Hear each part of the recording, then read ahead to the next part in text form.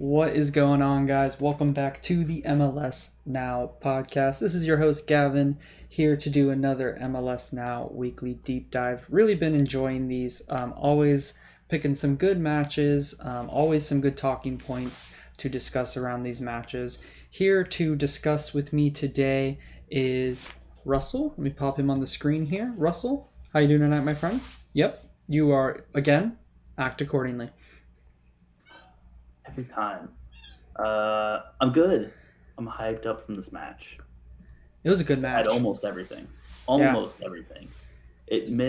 missed. It did miss out on some horrific red cards. So a shame to not get absolutely everything. But I think we're all in a better position for having not seen bad red cards. I agree. I agree definitely. Yeah, red card.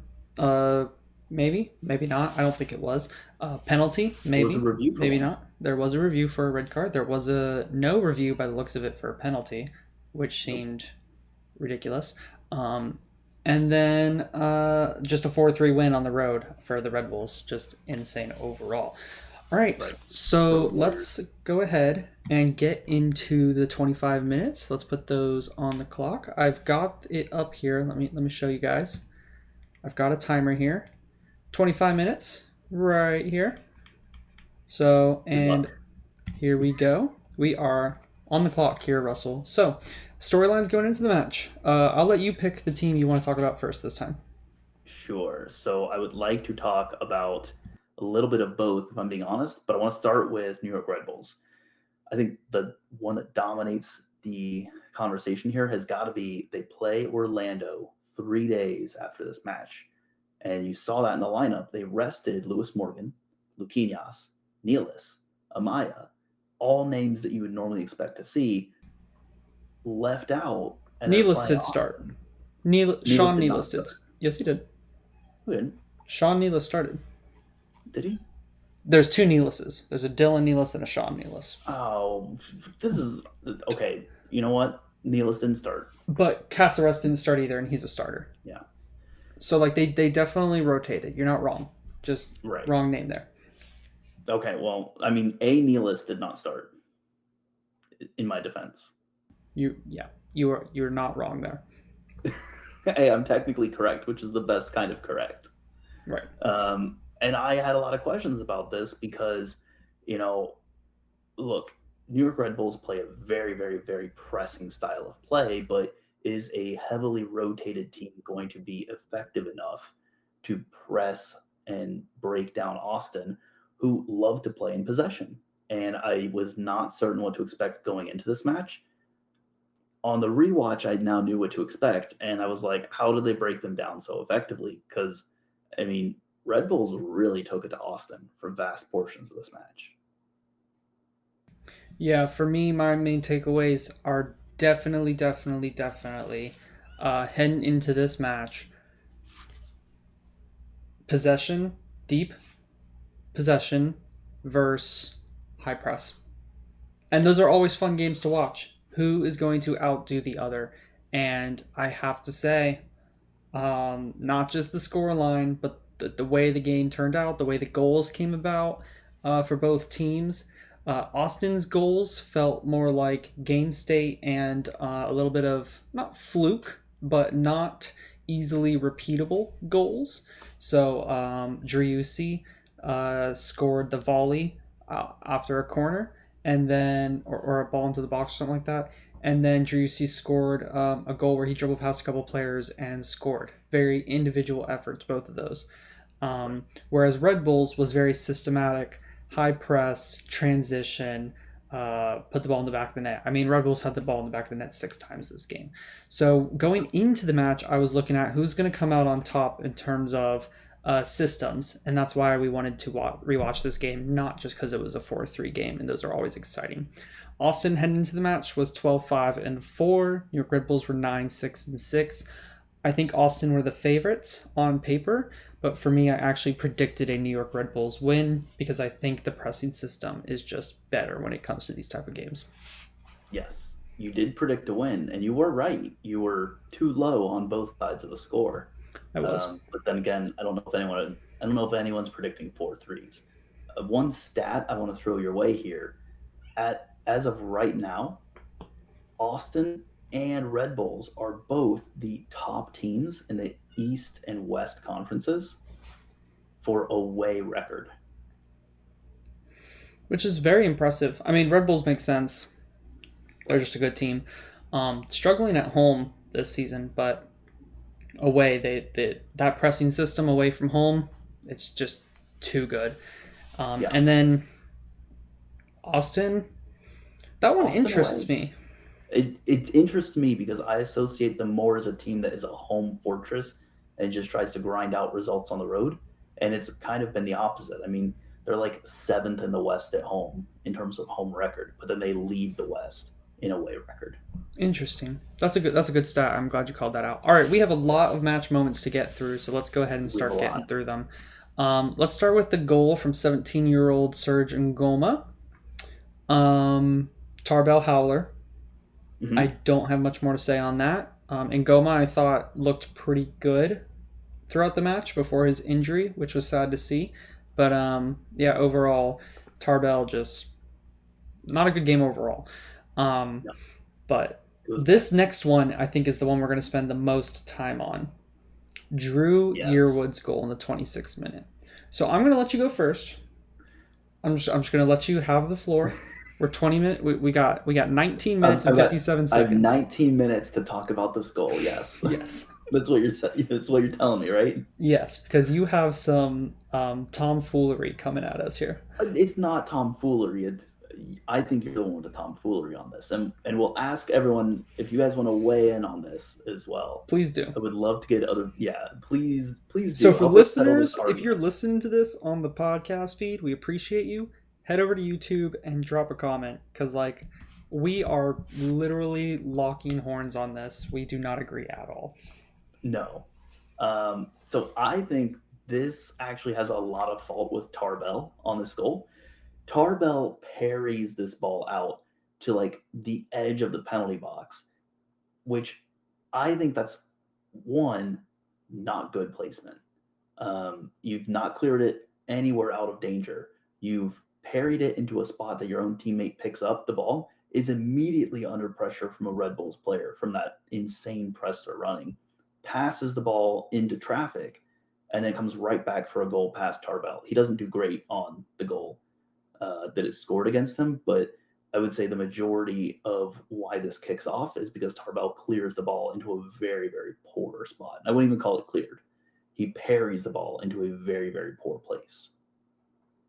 And I think he has to do better. I think if Tarbell parries that way out, like outside the 18-yard box, you're fine. Even better if you put it out for like a throw or something. It completely kills the momentum. But for where he put it, like, I don't think you could have put it in much of a worse place other than right in the center of the box ahead of a Red Bull player. So listeners, I want you to just envision this for me, okay? Just envision this play. If you're listening to this, you're probably doing so to learn about these games that you didn't watch. That's kind of the whole idea, is we pick a game each week, we talk about storylines about the team, and then we talk about the match that was, talk about the players that played, yada yada. So, this is a learning experience. This is fun. We get to listen about all different types of games and fun stuff, right? So you probably didn't see the highlights, which is normal. Second goal here, shot comes in, Tarbell saves it, parries it wide towards the edge of the 18, to the right edge of the 18-yard box. Maybe like 3 or 4 yards inside. And Nick Lima is first to the ball. Austin right back, Nick Lima is first to this ball. And Nick Lima looks up, and instead of clearing it, he is under pressure, someone on his back, because that's just the New York Red Bulls way. There's always somebody there. Instead of clearing it, he passes it forward, and it goes to Felipe Martins, and Felipe Martins gets his pocket picked immediately. Doesn't even get a chance to touch the ball. I think it's Yearwood who jumps on it. Some other play happens, and then Yearwood slots it bottom right corner 2-0. How did Tarbell do anything wrong? The ball got parried out and away. It wasn't into the middle. It wasn't straight to a Red Bulls player. Out and away. And one of his players got to the ball first. It wasn't his fault that the tactics are try and play out of the back against New York Red Bulls high press, and Nick Lima followed that a little bit too closely to the letter of the law, and it went to a Red Bulls player, and he slotted it home. For me, Tarbell, at most, we were talking about this at the time, takes 15% of the blame for not clearing it wider outside of the 18-yard box. I think for you, Russell, it's a lot more a share of the blame. It was. I initially, before we had brought this into potentially having three groups to blame here, initially I said it's 50% Tarbell, 50% Lima. That's blasphemy. I think it's generous, because again, I really think Tarbell messes up with the placement of this ball because, and then we talk about it, tactics. The tactics roll into this one, and so I revised it to say 35% Tarbell, 35% Lima, and 30% tactics, because ultimately, these guys are athletes who train nonstop. Like I've I've trained considerably in other sports, not in soccer, but like it all goes down to muscle memory and knowing what your game plan is. If you're in that position of the field and the ball's at your feet and you've drilled nonstop to play the short pass to another player and build out of the back, you're going to do that. So I look at it and say, well, he followed the tactics, he followed the plan. Lima did, but he was put into a disadvantageous position because Tarbell went and parried the ball, and it started losing speed the second it hit the edge of the penalty box. Like that's not good enough from Tarbell. Like he's put his own player in a very bad spot where no matter what, he's under pressure to make a pass quickly that the player might not be ready for. Um, or he's put it in a spot where if Lima loses possession of the ball, it's an immediate, probably chance on goal. How much do you think, and I know we're running way over on this topic, but that's fine. I think it's an interesting discussion. How much do you think like the power of the shot itself weighs in on this? Because like if a slow The, shot comes into me, like I can't just like generate the power while trying to save it, and I just literally just like tried to generate the power on stream here. But I can't generate the power way outside the box. Whereas well, I if mean, it's a very powerful shot, then you can kind of hit it at that exact moment. well, here's my follow up question. If it's not a powerful shot, why are you not grabbing it and holding onto it, which is probably the safest out of all options? Well, look, you're talking about muscle memory, and Tarbell's muscle memory is standing or sitting on the bench, right? Okay, that's fair. Like Well, we you should have muscle memory from training, though. no, right. Well, And his muscle again, memory. No, again, his muscle memory is from standing and watching Brad Stuver play goalkeeper because we were looking at his well, technique, and he doesn't do a lot of good goalkeeper technique. yeah, the initial, the initial ready stance, that split step on every shot that someone takes on goal is not.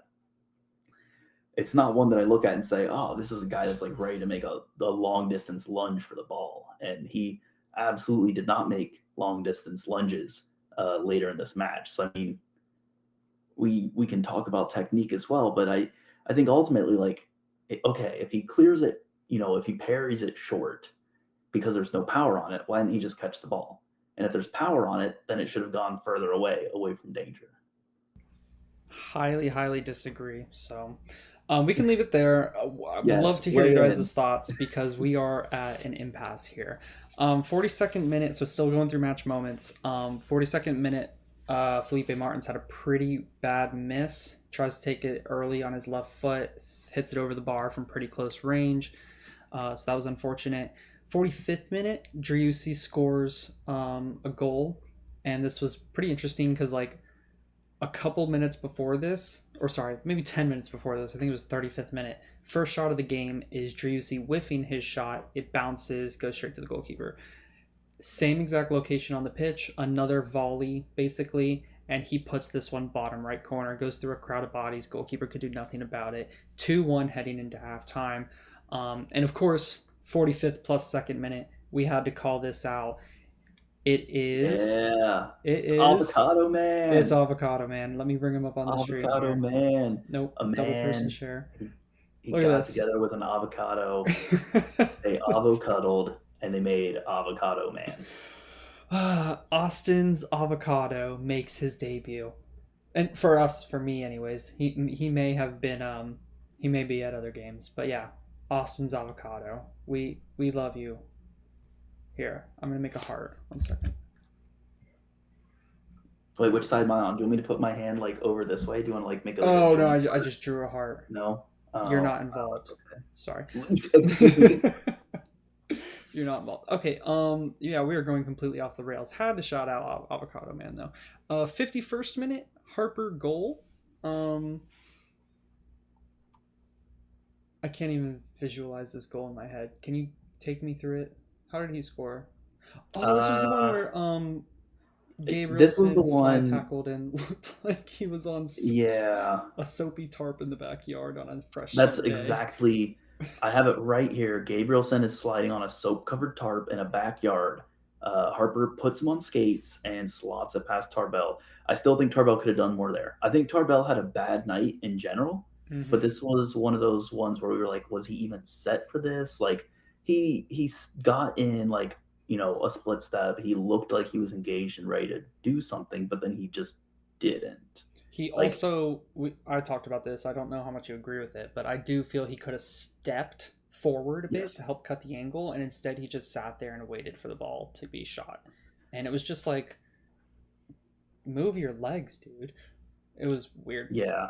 The ball passed right by, like, right by him too. Like I think he could have just stuck out like his foot slightly to the right, his right foot like slightly out, like maybe a foot, 12 inches, And and he he turns his probably chest. He turns his yeah, chest and then reaches down to try and get the ball. Whereas if he stayed straight, he could have swung a leg out and possibly blocked it. So yeah, this right, one was also like not all his fault because it is a close range shot at speed, yeah, but just uh, uh, again the technique quite a lot of is pace. yeah. 65th minute is Barlow's goal. And this was just pure New York Red Bulls system.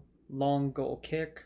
There was three Yeah, players up there. They win the second ball. Gets flicked over to Barlow by Harper, and Barlow slots it home 4-1. Um, New York Red Bulls sit in.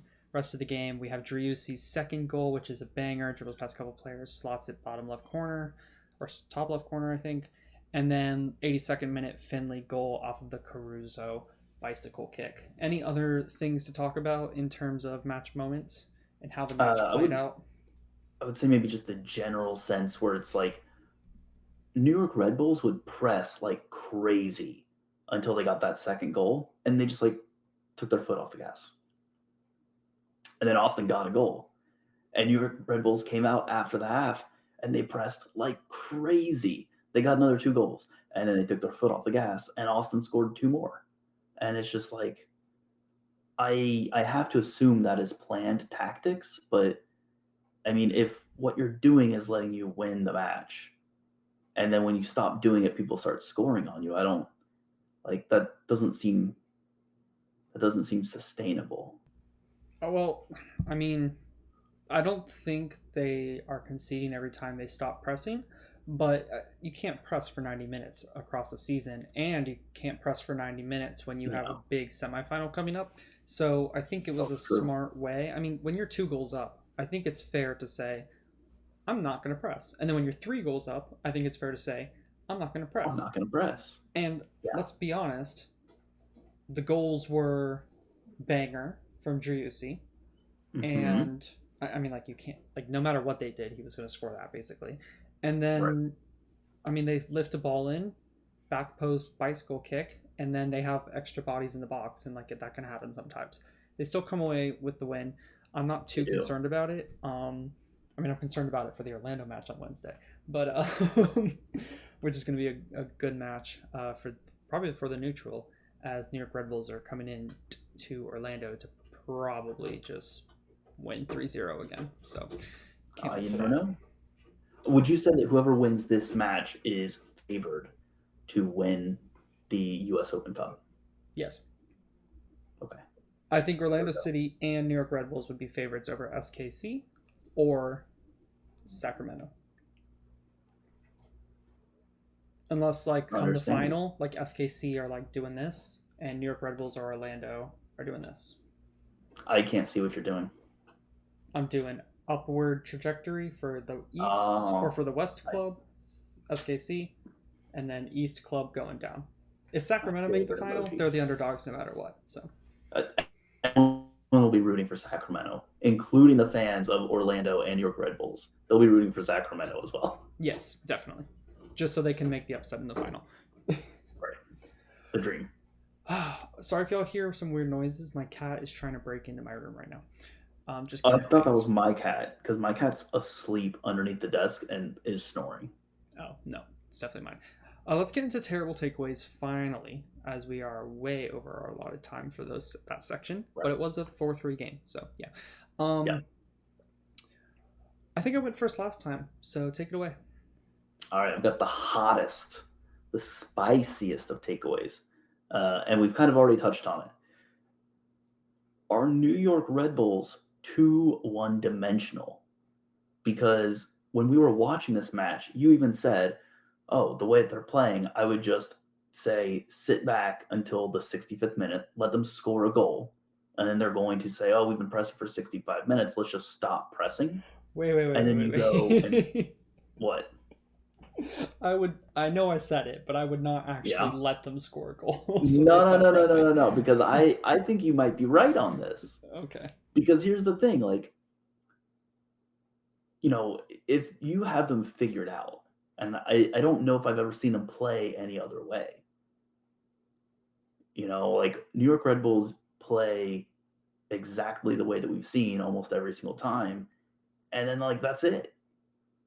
So like if you can figure out how to beat that, if you can figure out a way to shut down their midfield press or outlast it where they slow down, or you force them to slow it down where they get settled and think, we've done enough, we've done what we can, let's just sit back.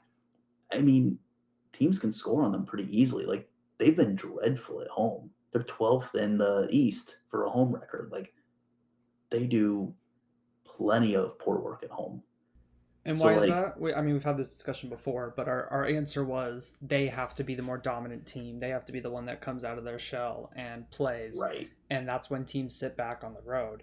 So, yeah, I wouldn't let them score, but I would Okay. sit back and try and pick 55 to 85 or 65 to 85 as in those 20 minutes. That's when I want to score the bulk of our goals and win this game, and Yeah. the rest of the And game that's we keep it close. and you know what? I think that is such an achievable thing to do, and it is simple enough as a plan that you could implement that like leading up to a match with the Red Bulls and say, "Hey guys, this is what we're going to practice this week. We're just going to, do these simple exercises to prepare us for playing against Red Bulls." And like if that's all you do, I mean, we haven't seen Red Bulls be able to break down out of like their pattern of play. It's a very So executable game plan. it is. So I don't I think you still have to be able to execute on it. That's the challenging part because like New York Red Bulls are a good team and they're going to force you to be really good to beat them. But I mean, when there's a clear game plan, is that a problem? And I think the answer is yes. Yeah, that's interesting. I hadn't thought of it that way. I like that takeaway that they might be a little too one dimensional, because we've seen that hurt teams before. Like I don't know, I feel like Nashville last season was too one dimensional, and in the end, it hurt them. They had to go to penalties, and they friggin' did terrible in their penalty shootout. Like if you're gonna You be can that one score them. dimensional, you better be good at penalties in the playoffs, sort of thing. Yeah. So that's a good point. My terrible takeaway, and this is weird now that we just talked about that, so maybe it is terrible. Early on, maybe I don't know, 6, 7 weeks into the season, I said I think Red Bulls are currently the favorites to make MLS Cup final in the East, and I am sticking to it. Whoa. Whoa. I mean, I think you're still probably right to a certain extent. I think that I mean, you said it earlier. This was their B team, except for the defense. right? And like defense can, like, that's fine. You don't need to put out a B team defense to rest for a game because defenders just don't run as much. But that being said, um, they had their B team out there. This was Caden Clark's first start of the season. They started in Goma. Klimala was out there. I know Lewis Morgan has started some games at striker over him, so he's not even a locked-in starter. Drew Yearwood was playing his first game in a while. I mean, off the bench was Harper. It wasn't Luquinhas. Like, they were resting, and they still put on this performance against one of the best teams in the league. And Yeah, yes, it is down to system as well, but like 4 goals, that like if says your something B still. team is scoring 4 goals in a match, like that's not just system, that's just you have a good system and like you have a good squad that can contribute. And when it comes playoff time, there's going to be injuries, there's going to be um late games, 120 minutes, then you have to play like, I don't know, 4 or 5 days later. Like, You know, I think this team is geared up to make a run to the final of MLS Cup, and no one will want to face them in the playoffs. yeah, and So, I think to your point as well, like it's easy in a regular season to go into Red Bull Arena and sit back and say, let's make them have to break us down.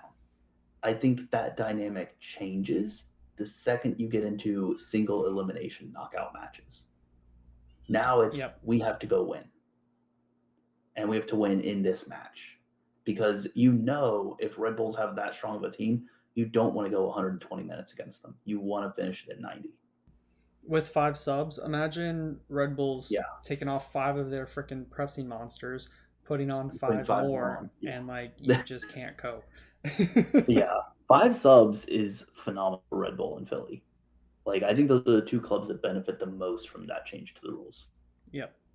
So we've absolutely smashed our 25-minute deadline as we're at 27 minutes on the stream right Oh, now, or on the let's go for the episode. record. Yeah, this might be the longest one yet. So let's go Yeah. to pick your player. Hmm. You and I, we're always wary that we might pick the same player. I don't think we have, but Right. I'll go I first since think you we started have. off with terrible takeaways. I am going with Alex Ring. No. Damn it. So this is the second time we've picked the same player. I told you. I told you No we were gonna pick way. the same player. Okay, so the reason Yes I picked way. Alex Ring is Hmm. because he struggled last season when playing the 6. And this year, this game at least, this year he's been playing the 8. This game, he was in the 6 again. Um, and he struggled. I think he had a giveaway that led to a goal. Um, I he had a couple fouls. He didn't really contribute that much offensively. I just didn't really see a lot of the good Alex Ring that we've seen this season, and he was playing deeper towards his goal. I mean, he was dropping into the back line like Danny Pereira will, and just, I don't know. It just, I did not like what I saw from him, and it's weird that just that deeper role does not suit him at all. So that's why I picked Ring. It was because he was deployed at the 6, and he struggled there last season, and he struggled there again in this game. Yeah, believe it or not, I actually picked him for almost identical reasons. But I went a little bit more on some stats here. So he did have an assist in this match, and he actually had the most passes into the final third for Is Austin. it to Caruso, or is it to Driussi? Uh, Is it Ring to Caruso to Finley, or is it to Driussi? Because if it's an it assist for was Driussi's goal, it was for Driussi on Driussi's second. yeah, okay, that's an assist. I'm It's doing an air assist, quotes because Driussi did everything on that goal. I but could have Driussi gotten an did do assist for that everything. goal. But I mean, again, he's credited with the assist. Okay. I agree with you that he had a rough match because I mean, most of his other defensive stats don't bear out very well for him. But you know, to your point, when you have a guy who is making the most final third passes on your team playing at the 6, imagine how much more effective he would be and has been this season when not played as a 6 and a little further up in the midfield to help create and help find those passes and unlock the rest of your team. So I agree with you. I think that was a little bit of a strange decision to play him at the 6. I don't know why you would sacrifice him for his performance and put him in a place that kind of hamstrings uh, some of his redeeming features that I think still shone through in this match, which was the ability to make passes, just not long Yeah, passes. I and mean, his like, long passes were terrible. He was 4 for 11 on long passes, and let me just and pull this up. Um, Austin aren't struggling for like games. I don't know if Pereira was injured, but Pereira came off the bench in this match. But like, they played last Saturday against Dallas. They played this past Sunday, the match we're talking about, and then they're playing next Saturday against SKC. So I don't see the reason to rotate when you have a week between games. Like they don't have any yeah, midweek matches at all. It's Saturday, Sunday, Saturday, Saturday. Like unless Pereira must have some sort of niggle, because like it doesn't make sense to not have him in this match. And I know Pereira has been like guilty of giveaways, but he's also been like their kind of hub at the 6. So it doesn't make sense unless he was injured. But yeah, and I think for as pressing of a team as Red Bulls are, you don't want to take someone who knows that position and knows how to play it well and put in someone who's been thriving in a different spot of the field at such an important position, especially in MLS and especially against Red Bulls. You right. need someone who's press resistant in that part of the field. Yep. All right. So Alex Ring, that's funny. Um, I let's. told you. That's crazy. That's 2 now. Who was the other one? Was it? It was Araujo for LA Yep, it was Galaxy around. and El Trafico. Mhm. So we're up to 2 now. On that one, we were completely in the opposite direction though, because Yeah, I we was were. like, Araujo had a pretty good match, and you were like, Araujo was trash. Yeah, I did. I really did. That's funny. All right. So let's end it off with this. Did the better team win? And Eye what do the test. stats say? Well, Okay, I've got start a with eye couple test different. because I cut you off. I'd Yes. like to hear that. Okay, so eye test. I think they actually looked somewhat even, if I'm being honest. Like, I think if that match had gone on, Austin might have even tied it up. And if you look back at like the Martins missed sitter, like, okay, there's 4-4 right there if he buries that. Of course, that maybe changes the game state. I mean, you never know. Maybe it doesn't end up 4-3 if he buries that. I don't know. Mm-hmm. So I think Austin definitely grew into the match and were figuring things out. Red Bulls absolutely, took them for everything they were worth at the start of the match, though. Yeah, I'm gonna pull up Thought Mob so you can go and All walk the through those stats. all the stats are. I'll just get over there. Austin was like 78% possession too, but again, that makes sense because Austin loves possession. They love to hold on to the ball. Okay. So, I'm not surprised at all because Red Bulls would love to let Austin have the ball, and Austin, let Red Bulls score 4 goals. Uh, so I mean, Austin took loads of shots in the box. Red Bulls, like over half of them came from outside the box. So again, it's Austin got into dangerous positions. They created the chances. They didn't finish them. Red Bulls finished all the chances they had that were dangerous. They got some very, very lucky shots from outside the box as far as they did, and they weren't penetrating as deep into that uh, final zone there. So, I mean, from a stats standpoint, and even just like XG, I think like New York Red Bulls was below 1 XG. It's like they way overperformed this. Again, I would chalk that up to just poor defensive showings. Yeah. Um, I From a think stat standpoint, I would look at it. If you didn't show me the score, I'd be like, oh, Austin Austin. had to have won that. Yeah, this was an Austin win. Right. 1.71 xG to 0.95, 14 shots to 13. So, The map of the shots as well is very flattering to Austin. Like oh yeah, let me they look at the had the XG as chances. well. They had the better Oh field yeah, position, I would say. yeah. This is a weird stats game right? Like Yeah, you're right about that. it really is. So stats say Austin should have won. I think eye test says draw. I I think would eye say, test says draw, yeah, draw. and then outcome says Maybe. win for New York Yeah, Red Bulls. yeah,